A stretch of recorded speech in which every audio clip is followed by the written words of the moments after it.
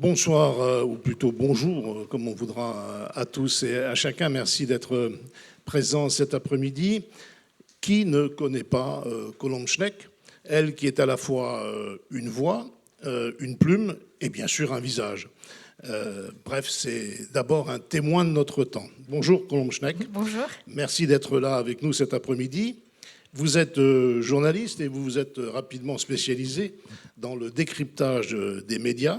D'abord à Arrêt sur Image, l'émission fort connue de Daniel Schinderman, avant de rejoindre le groupe Canal+, et particulièrement iTélé, où vous avez animé Immédiat pendant quelques années. Sur France Inter, vous avez présenté J'ai mes sources, une émission qu'on a bien connue, une émission quotidienne consacrée aux médias, puis ensuite une émission littéraire le samedi, et vous avez été aussi chroniqueuse dans l'émission Le Fou du Roi. Voilà pour la voix. Pour la plume, Colombe Schneck a déjà publié une dizaine de livres, des romans dont l'increvable Monsieur Schneck, Val-de-Grâce, Une femme célèbre, sans oublier La Réparation, et cette année, 17 ans, ainsi que Les Sœurs de la Miséricorde. Des romans souvent primés et en tous les cas très souvent sélectionnés pour les grands prix littéraires. Alors, Colombe Schneck, avant d'aller au cœur du thème qui nous rassemble cet après-midi pour cette conversation, c'est-à-dire l'enfance survit-elle à l'exil? Revenons, si vous le voulez bien, 2 minutes sur ces attentats tragiques et la terrible semaine que notre pays vient de vivre. Au-delà de l'effroi et de la compassion, comment vous, très personnellement, avez-vous réagi à ce qui nous arrive? Et puis plus simplement, comment vous avez vécu cette semaine qui vient de s'écouler? Vendredi dernier, j'étais chez moi, dans ma cuisine. Chez moi, c'est très important. Enfin, c'est un lieu dans lequel je suis bien. J'étais avec des amis proches, des amis d'enfance. Et quand tout d'un coup, par un message, on a su qu'autour de nous, c'était la guerre, à Paris, très proche. C'était quelques kilomètres à peine. Tout d'un coup, je me souviens de ne plus pouvoir respirer parce que je ne savais pas où étaient mes enfants. Voilà, c'est la première chose dont je me souviens. C'est de ne plus pouvoir respirer. Où étaient mes enfants? J'ai un fils de 16 ans. Peut-être que certains l'ont croisé ici parce qu'il se balade depuis hier avec beaucoup de joie. Et donc, il fallait que je sache où ils étaient avant de pouvoir respirer à nouveau et savoir... Et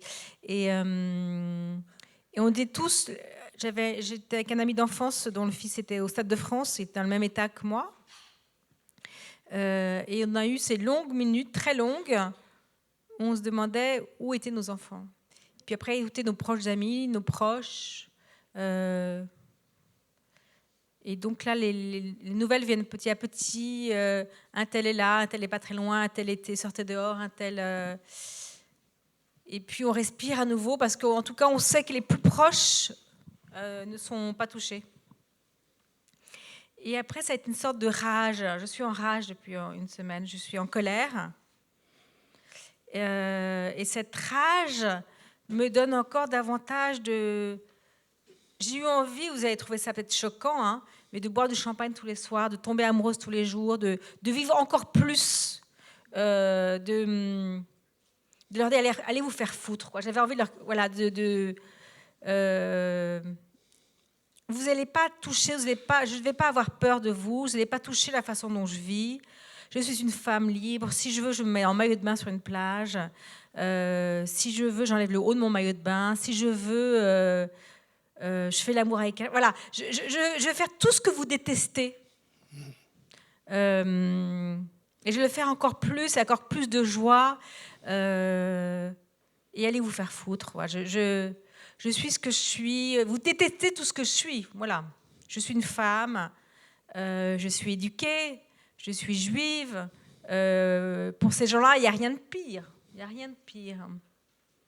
Et j'ai envie de leur crier au fort, allez vous faire foutre. Je suis ce que je suis. Et je suis heureuse d'être ce que je suis, de ne pas être ce que vous êtes, vous. J'ai aucune compassion. Je ne vous donne pas d'excuses pour votre absence de culture, pour votre bêtise, pour votre haine de l'autre, pour votre intolérance, pour votre violence. Je n'ai aucune excuse. Vous avez peut-être eu une enfance malheureuse, j'en ai rien à foutre. J'en ai rien à foutre, ouais. Marek Alter, qui a inauguré vendredi ces rencontres littéraires, nous disait ces jours derniers dans une interview que chacun de nous était en fait un livre et que chacun de nous a une enfance liée à un moment de l'histoire de l'humanité. Et il ajoutait cette phrase, c'est l'imprévu qui est notre planche de salut. Alors au lendemain de ces événements, comment vous percevez ces propos? Est-ce que vous les partagez d'abord? Non, je ne suis pas là tout à fait. Je suis pas. Non, je ne suis pas entièrement d'accord avec lui. C'est très beau de dire chacun est un livre. Je ne sais pas si ces gens-là sont des livres. Non. Non, je n'arrive pas à leur donner d'excuses. J'arrête pas. Hier, Caroline Eliachev disait, je pense que c'est juste, il y a quelque chose de brisé dans l'enfance qui fait qu'on... On a tous eu une enfance brisée, on va en parler tout à l'heure. Oui. On a tous connu un exil, on a tous connu des blessures, on a tous connu de la violence, du silence, des chagrins plus ou moins forts. Mais on a grandi. On a comblé plus ou moins nos blessures. Moi, je le fais à travers mes livres, par exemple. Je ne le fais pas contre. Je ne pense pas être une victime. Je ne pense pas parce que j'aurais pu connaître ou commettre parce que, ce genre de crime. Ça vous paraît prétentieux de dire ça, hein? Mais j'ai un sentiment, moi, quelque chose de vide dans ces gens-là. Un vide, il n'y a pas de livre. Il n'y a pas une histoire, il n'y a pas une culture, il n'y a pas de l'empathie, il n'y a pas un regard sur l'autre. L'autre est un objet, l'autre est rien, l'autre n'a pas d'histoire, l'autre n'a pas d'humanité, l'autre n'a pas d'âme. Quand on pense ça de l'autre, comment peut-on être soi-même une âme, une culture, une histoire, un livre? Je n'en suis pas sûre. Au XXe siècle, dans le chaos de l'histoire, les situations d'exil ont été nombreuses et ont créé des situations souvent difficiles, voire encore plus souvent dramatiques. Le XXIe siècle, celui qui est déjà bien engagé, vous semble-t-il reproduire ces mêmes situations ou en crée-t-il d'autres et peut-être pire d'ores et déjà? L'exil, c'est l'histoire de l'humanité. Partir, immigrer, quitter le paradis de l'enfance. On est tous, je pense qu'ici dans cette salle, vous, je crois qu'il n'y a pas une personne ici qui n'a pas été en situation d'exil. Peut-être que certains de vous sont restés à Pau toute leur vie, ne sont jamais partis. Non. Mais quitter la maison familiale, c'est déjà un exil. Peut-être passer de Pau à une autre rue de Pau, c'est déjà un exil. C'est déjà quitter un terrain connu, aimé, Mais adopté. dans un monde globalisé, ça s'accélère tout ça? Oui, bien sûr.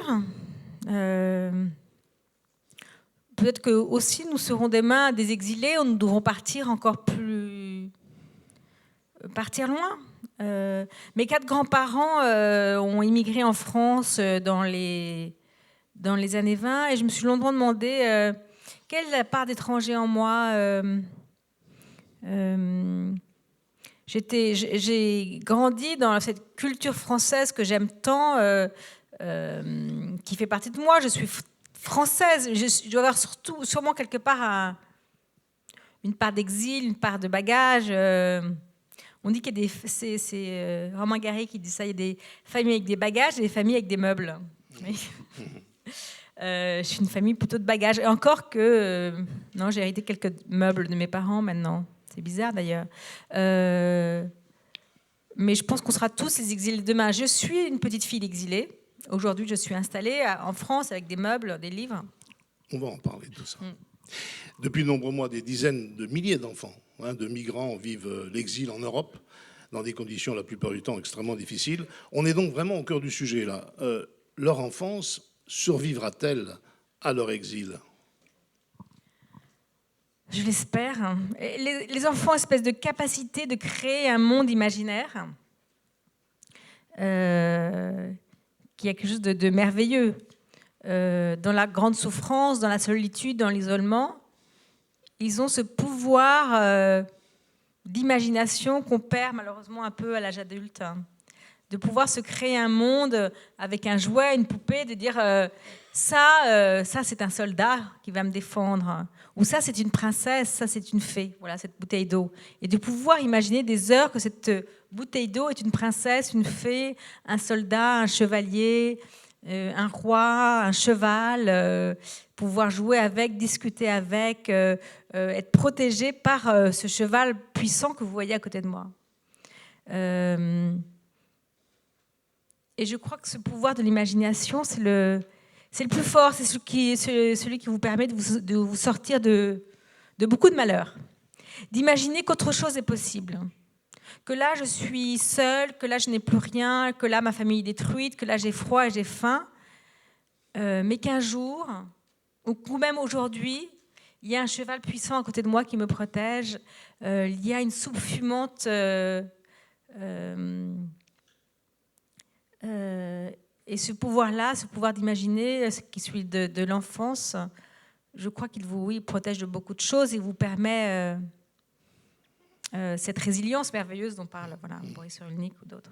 Alors, vos livres, pour tous celles et ceux qui les ont lus, sont souvent inspirés de votre vie ou de celle de votre famille juive, une famille marquée par son propre exil, vous le disiez à l'instant, dans les années 20, puis vos parents qui ont vécu la guerre, la souffrance, l'exil et aussi la clandestinité. Est-ce que vous vous sentez finalement l'héritière d'une blessure dont on ne guérit jamais? Pendant très longtemps, j'ai refusé. Je me dis c'est trop facile. Moi, j'étais élevée à Paris dans les années 70. On ne pouvait pas imaginer mieux. Très protégée, à côté du jardin de Luxembourg. Donc, je me souviens, il y a un livre de Alain Finkielkraut que j'ai lu quand j'avais une dizaine d'années, mais donc j'ai rien compris. Mais je l'ai mal lu, mal interprété. Mais je me souviens de quelque chose de ce livre qui m'avait... ce livre donc, que j'ai mal lu, qui était Le Juif imaginaire. Et il disait « Je refuse de porter cette couronne de victime que je n'ai pas apportée, puisque je n'ai pas été déportée. J'ai été élevée à Montréal aussi, à Paris. Et donc, j'ai mal compris. J'ai cru qu'il ne fallait pas que je m'intéresse, puisque je n'étais pas une victime, que je n'avais pas apporté cette couronne de victime. Il ne fallait pas que je m'intéresse à l'histoire de mes parents et de mes grands-parents. Et surtout, je pensais que j'avais été tellement privilégiée, gâtée d'être élevée à Paris dans les années 70, dans un pays, dans une démocratie où il n'y avait pas de guerre, une période de prospérité économique, que je ne pouvais me plaindre de rien et que cette histoire, j'en étais détachée, ni elle m'appartenait, ni j'avais le droit de la connaître. C'était le raisonnement que vous aviez à une vingtaine d'années? Oui, voilà, encore même plus tard. Mais j'ai mis très longtemps à comprendre qu'il était nécessaire que je me confronte à cette histoire et que, de cette façon, moi, cette fille des années 70, élevée à Paris, je la portais quelque part. Et quels souvenirs, alors maintenant, avec le recul, quels souvenirs liés à l'exil de votre famille vous avez encore en mémoire aujourd'hui? Est-ce qu'ils sont plus vivaces? Très peu de choses parce que mes parents n'en parlaient pas. Il y avait des éléments étrangers chez moi, par exemple, dans la nourriture. Ma grand-mère faisait du kasha, pour ceux qui... C'est une espèce de grain d'orge russe. Alors, je ne sais pas si c'est très français, mais ma mère faisait très mal la cuisine. Et le sentiment, c'était à part d'étranger en elle. Une femme française, les Français savent bien faire la cuisine, et ma mère n'était pas une bonne cuisinière. Voilà. Ouais, je me souviens on n'achetait jamais de camembert, mais du fromage de chèvre. Et pour moi, le camembert, c'est quelque chose de très français. Il fallait vraiment être très, très français pour mériter acheter du camembert. Voilà, on n'était pas assez français pour manger du camembert.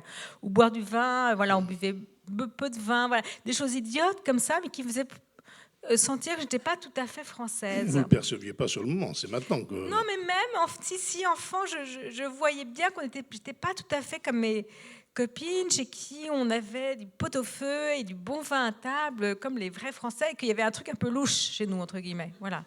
Puisque on mangeait du fromage de chèvre et qu'on mangeait du poulet trop cuit. Voilà.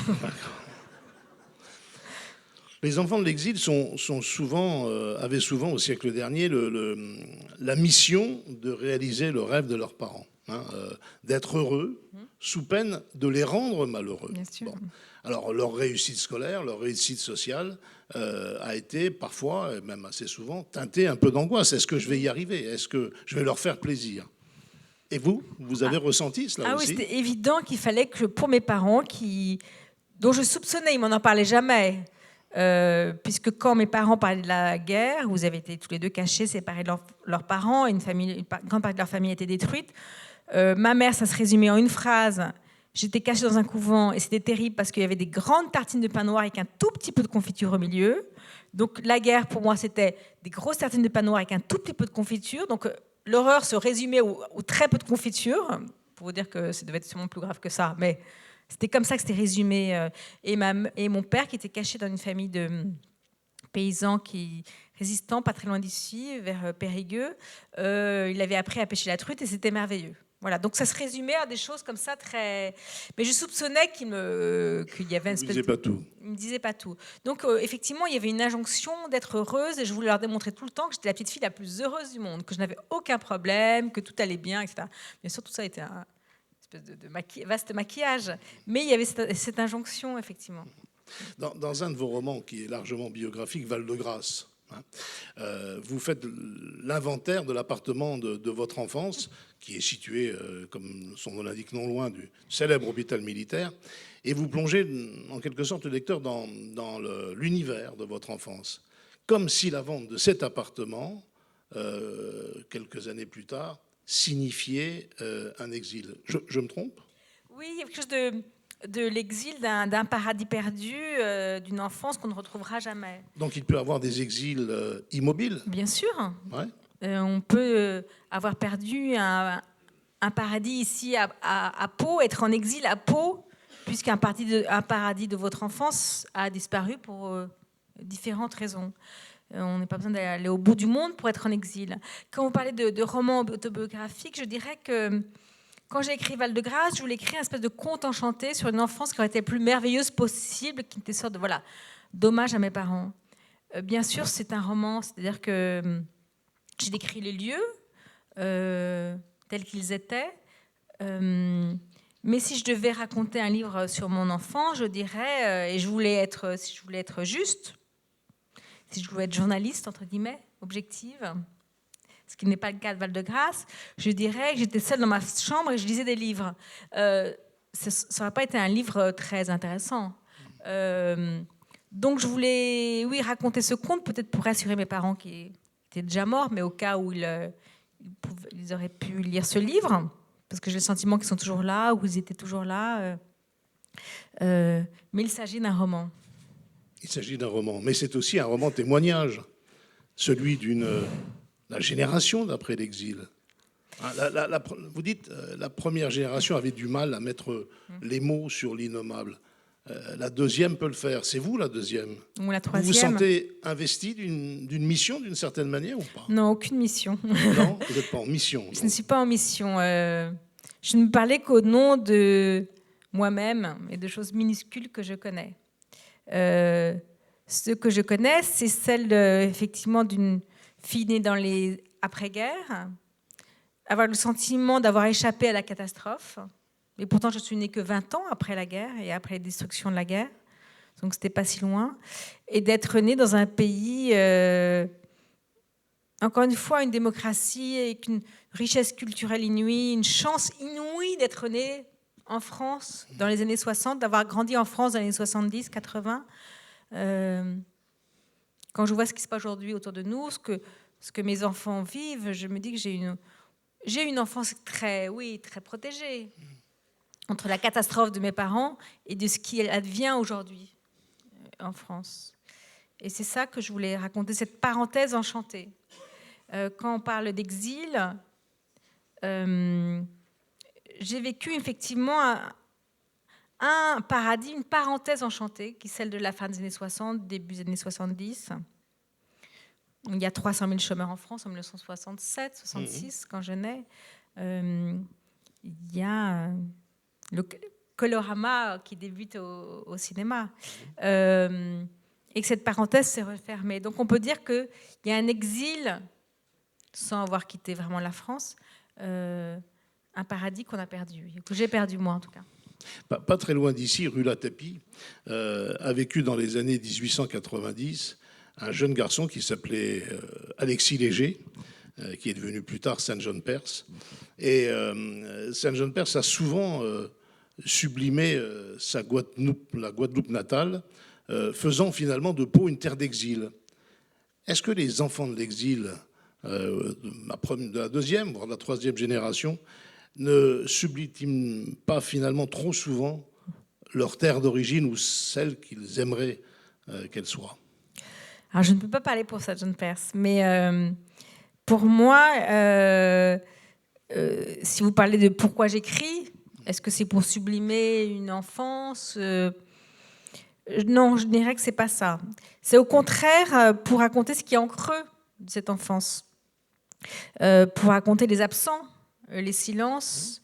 Quand j'écris, je décris l'appartement de mon enfance dans Val-de-Grâce, ça n'a aucun intérêt, entre guillemets. Ce que je dois raconter en creux, c'est pourquoi mes parents ont voulu créer ce monde enchanté pour leurs enfants, ce monde enchanté qui n'existe pas. Parce qu'ils avaient vécu l'inverse pendant la guerre, pendant leur enfance, où leur famille a été détruite, leur vie a été détruite, leur innocence a été détruite. Et il fallait que j'aille là. Et donc c'était un moyen de comprendre cela. Donc pour moi, il y a la seule sublimation qui... Ça ressemble quand même sérieusement à une mission. Moi, je ne le vis pas comme ça me paraît énorme. Non, mais ce que vous nous dites là, c'est que vous avez une sorte de dette. Une dette, certainement. Une dette. Et il vous faut la rembourser. Alors, vous avez choisi l'écriture, mais... Est-ce que j'ai une dette à rembourser? Je l'ai longtemps cru que j'avais une dette à rembourser. Je ne crois pas. Mais j'ai mis en exergue la réparation les mots de David Grossman, cet écrivain israélien, et il dit quelque chose qui vous rend... quelque chose qui vous paraît inexcusable ou terrifiant. Si vous mettez vos mots propres, et mes mots propres en italique. Je vais vous la dire, la phrase de David Grossman, qui est en exergue de la réparation. On n'est plus victime de rien, même de l'arbitraire, du pire, de ce qui détruit la vie quand on le décrit avec ses propres mots. Voilà. Ses propres mots. Et alors, c'est pour cela que vous avez choisi cet exergue-là, parce que... Oui, bien sûr. Hein, oui. Ça vous poursuit quand même, cet exil, parce que dans votre dernier livre, Sœurs de miséricorde, qui aborde l'exil d'une mère de famille bolivienne, poussée par la crise économique à aller travailler en Europe, a tranché une vie précédente, 30 ans, avec ses enfants, avec sa famille. Finalement, l'exil, pour vous, c'est toujours en toile de fond d'un bon nombre de vos livres. Alors, en les lisant, je me disais, est-ce que c'est une sorte de réflexe protecteur de l'écrivaine, parce que c'est tellement, finalement, une capacité à créer, ou alors c'est tout simplement une obsession? Comment vous expliquez ça, vous? Je ne sais pas. Ouais, je ne sais pas. Moi, je serais curieux de savoir votre réponse. On parlait d'exil tout à l'heure. L'exil, c'est pas forcément partir à l'autre bout du monde. C'est voir aussi ce qu'il y a d'étranger en nous, la part d'étranger. Je le disais tout à l'heure, mes 4 grands-parents sont nés à l'étranger. Donc, qu'est-ce qu'il y avait d'étranger en moi qui me sent si française? Mais c'est aussi voir ce qu'on ne voit pas, ce qui vous paraît, ce qui est parfois invisible. Ce qui m'intéressait dans la vie de cette femme, cette héroïne de Sœurs de miséricorde, c'est que c'est une femme invisible. Ces femmes, on les voit parfois à la sortie des écoles ou faire le ménage dans les entreprises, ou elles sont invisibles. Tout à l'heure, on parlait du déni de l'autre. Je disais que je ne donne aucune excuse à ces connards, excusez-moi, qui nous attaquent, parce qu'ils dénient notre humanité. Ils n'ont pas d'empathie, ils n'ont pas de compassion. Celui qui est en face n'existe pas. Il n'a pas d'âme, il n'a pas de culture, il n'a pas d'humanité. On on est tous comme ça, et moi la première, on oublie que celui qui est en face de vous a une âme, une culture, une humanité, quelqu'un qui a un métier minuscule, on passe vite, voilà. Cette personne est en exil, voilà. Elle est loin de nous, elle nous paraît étrangère, elle nous paraît être un barbare, elle ne parle pas notre langue, elle n'a pas notre culture. Et c'est ça que je voulais faire, c'est te montrer que cet étranger, cette personne en exil, a une culture, une âme, une humanité, une histoire, des connaissances que nous n'avons pas. Mais dans un monde qui va être de plus en plus globalisé, et, l'exil deviendra finalement une sorte de pratique ordinaire. Peut-être même que la révolution climatique va imposer des exils liés au climat. Ça ne voudra plus dire la même chose. Si ? Je crois que l'exil fait partie de l'histoire de nos civilisations. Ouais. L'histoire de Pau, c'est celle des Anglais qui sont arrivés ici aussi, celle peut-être de certains Basques, c'était l'étranger, à 50 km d'ici. Notre histoire, l'histoire de la terre française, est faite d'exil, d'immigration, d'étrangers, d'envahisseurs, de barbares. Le monde de demain, il va ça a toujours été comme ça. Est-ce qu'il reposera toujours sur ça ? Ça a toujours été notre histoire, c'est toujours été l'histoire du monde. On l'oublie. Ça y est, on est installé depuis 1, 2, 3 générations et on pense que on est le vrai français, on est gaulois et non, il y a toujours plus ancien que nous. Et puis il y a quelqu'un d'autre qui va arriver aussi. On oublie qu'on, nous le français, on est tous des exilés, des petits arrière-petits-enfants d'exilés. Je crois que sinon, ça n'a rien de nouveau. C'est notre histoire, c'est l'histoire d'humanité qui est faite d'exil. Mais on l'oublie, effectivement, on l'oublie vite. Quel est le livre qui vous a donné envie d'écrire ? Et ce livre était-il sur ce thème, sur ce ressenti ? Quel est le livre ? J'ai toujours lu. Je parlais du pouvoir de l'enfant, de ce pouvoir extraordinaire d'imaginer. On n'a rien et on peut imaginer qu'on a tout. Donc j'ai toujours lu. Mais je me souviens. La grande découverte. Mais il y a un livre littéraire. important. Je me souviens que j'avais 10 ans et ma mère m'a offert Autant on emporte le vent. Et je me souviens d'avoir lu. Et pendant longtemps, j'avais honte d'adorer Autant emporte le vent, qui est quand même un livre, on peut dire, raciste et sécessionniste. Donc c'était pas un livre très poétiquement correct. Et puis j'ai appris par des féministes qu'elles me disaient que c'était une bonne lecture pour une petite fille. Donc, et Scarlett O'Hara est en exil. Sa maison d'enfance a été détruite. Ses parents sont morts. C'est la guerre. Elle part seule sur son cheval. C'est une femme forte, libre, indépendante. Et je vois que les héroïnes de mes livres, au bout de 9 livres, j'écris toujours sur la même chose. Je vois toujours des portraits de femmes qui ont une certaine puissance, qui sont indépendantes, qui avancent et qui gardent, comme Scarlett O'Hara, qui se fait une jolie robe avec les rideaux du salon. J'ai longtemps cru que cette frivolité que j'ai en moi, cette futilité, était un peu indécente. Et j'ai compris qu'elle m'avait sauvée à travers 2 livres. Qu'elle sauve, que d'abord un livre de mon oncle Pierre Pachet, où il fait un portrait dans l'autobiographie de mon père.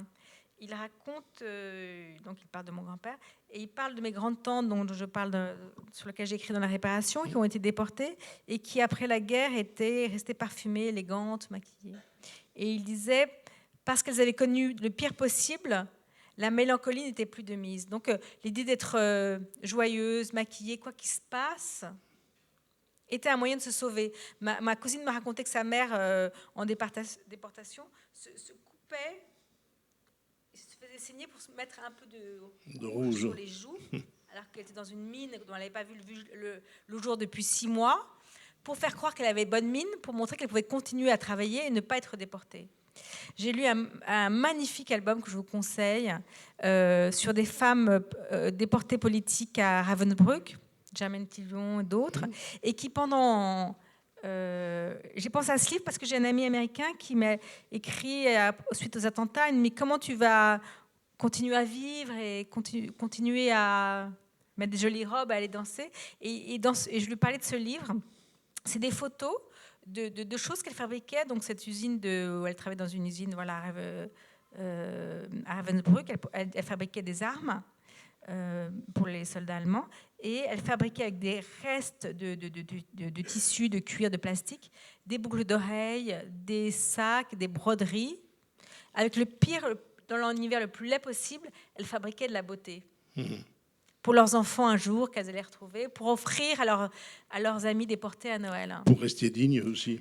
Oui, cette espèce de dignité qui fait qu'on dit non. Allez vous faire foutre, vu que vous voulez qu'on se rabaisse, qu'on ait peur, qu'on mette des grandes robes noires. Je ne sais pas si vous avez vu ce film qui s'appelle Mustang, où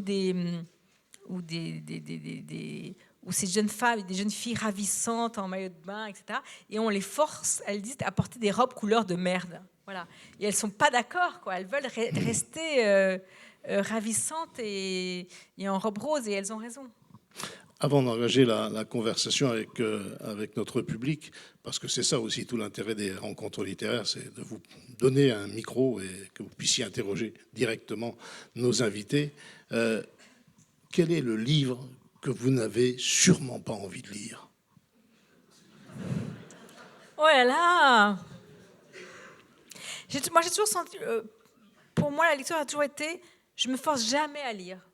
Si un livre m'ennuie, je n'ai aucun respect pour les livres. Je les aime... Voilà, quand un livre m'ennuie... C'est étonnant, quand même, un écrivain qui dit n'avoir aucun respect pour les livres. Oui. Non, je n'ai pas de respect. Le livre, c'est ma vie, voilà, quotidienne. C'est ce qui me fait vivre. Donc, je lis ce que j'ai envie de lire, comme je mange ce que j'ai envie de manger. Je ne me force jamais à lire un livre parce qu'il faut lire que c'est un livre important et intéressant.